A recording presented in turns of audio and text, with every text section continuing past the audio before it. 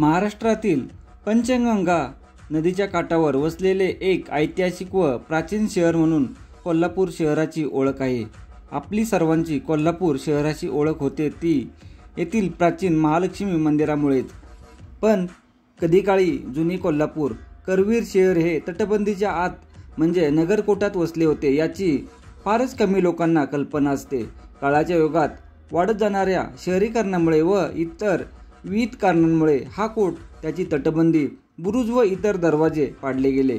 आज मितीला बिंदू चौक ते बाळगोपाळ तालीम या भागात आपल्याला या कोटाची तटबंदी, 4 बुरुज व 1 दरवाजा पाहायला मिळतो। इथे दिसणारी दरवाजाची कमान, 2 बुरुज व तटबंदी दक्षिणेला तसेच पुढे आहे। त्यापुढे 2 बुरुज आणि तट आहे। त्याची मोठ्या प्रमाणात पडझड झालेली असून त्यावर झुडपे वाढलेली आहेत। सध्या येथे महालक्ष्मी मंदिरात जाणाऱ्या भाविकांच्या गाड्यांची पार्किंगची सोय करण्यात आली आहे। याशिवाय थोडे फार अवशेष बांधकाम विठ्ठल मंदिराच्या मागील बाजूस पाहायला मिळते। बिंदू चौकात असणारे भक्कम बुरुज आणि नगरकोट दरवाजा आपल्याला करवीर नगरीच्या इतिहासाची साक्ष देतो। कोल्हापूर शहरात गेल्यावर दुर्गप्रेमींनी या भागाला भेट द्यायलाच हवी। बिंदू चौकातील कोटाचे हे अवशेष पाहण्यासाठी आपणाला 1 तास पुरेसा होऊन जातो। आता आपण आलो आहे ते या कोटाच्या दरवाजापाशी। ही आहे या दरवाजाची मुख्य कमान दरवाजा। असा हा कोट आहे व या कोटाला लागूनच आपणाला एक भव्य असा बुरुज पाहायला भेटतो। कोल्हापूर शहरात आपण आल्यानंतर ह्या वास्तू निश्चितच पहा। छत्रपती शिवाजी महाराजांच्या कारकिर्दीत 1659च्या सुमारास कोल्हापूर मराठ्यांच्या ताब्यात आले। त्यावेळच्या पत्रात जुन्या कोल्हापूर शहराचा उल्लेख कसबा कोल्हापूर असा येतो।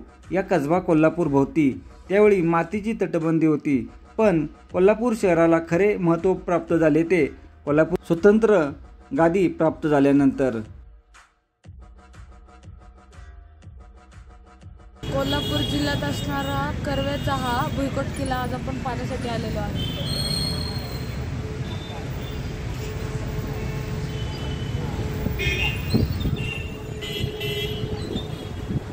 इसवी सन 1730 नंतर महाराणी ताराबाई व छत्रपती संभाजी पहिले यांच्या काळात हा मातीचा कोट पाडून त्या जागी भक्कम अशी तटबंदी उभारण्यात आली।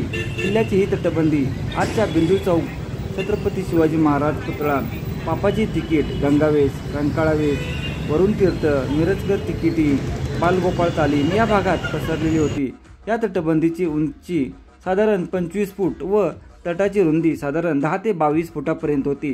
या तटबंदी बाहेर खोल खंदक असून या कोटात ये-जा करण्यासाठी त्यावर पूल बांधण्यात आले होते। ग्रामच्या म्हणण्यानुसार या तटबंदीत एकूण 43 बुरुज होते व ये-जा करण्यासाठी गंगावेस, रंकाळावेस, वरुण तीर्थ वेस, आदितवार, रविवार वेस, मंगळवार वेस, शनिवार वेस असे लहान मोठे दरवाजे होते। पण आता या कोटाचा मूळ नकाशा सापडल्याने या कोटाला एकूण 34 बुरुज, त्यांची नावे व त्यावर असणाऱ्या तोफा यांची यादी प्रसिद्ध झाली आहे। सन 1731 मध्ये कोल्हापूर गादी स्वतंत्र झाल्यानंतर 1778 मध्ये राजधानी पन्हाळावरून हलवून कोल्हापूरला आणण्यात आली। पण त्यापूर्वी करवीर कोट व आतील राजधानीच्या वास्तूंचे बांधकाम पूर्ण करण्यात आले होते। पण नंतरच्या काळात शहराची झपाट्याने वाढ झाल्याने कोटाच्या आत अस्वच्छता, अरुंद रस्ते, दुर्गंधी, कचरा, प्लेगची साथ यामुळे शहरात अवकाळा पसरली। तेव्हा 1889 मध्ये महानगरपालिकेने ही तटबंदी पाडून टाकण्याचा निर्णय घेतला। तट पाडून त्यावर खंदक बुजवण्यासाठी केला गेला, वेशी पाडल्या व त्या जागी प्रशस्त रस्ता केला गेला। आज हे अवशेष बुरुज, त्यावर आपणाला असणारी तटबंदी पाहाव्यास मिळते।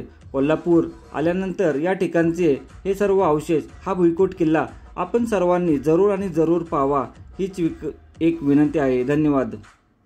कोल्हापूर जिल्ह्यामध्ये आपणाला एकूण 13 किल्ले माहिती आहेत, परंतु त्याच्यामध्ये अजून 2 भुईकोट किल्ले आहेत, ज्याच्यामध्ये आपला हा करवीरचा भुईकोट किल्ला व दुसरा आहे गगनबावडा तालुक्यामध्ये साळवणचा भुईकोट किल्ला।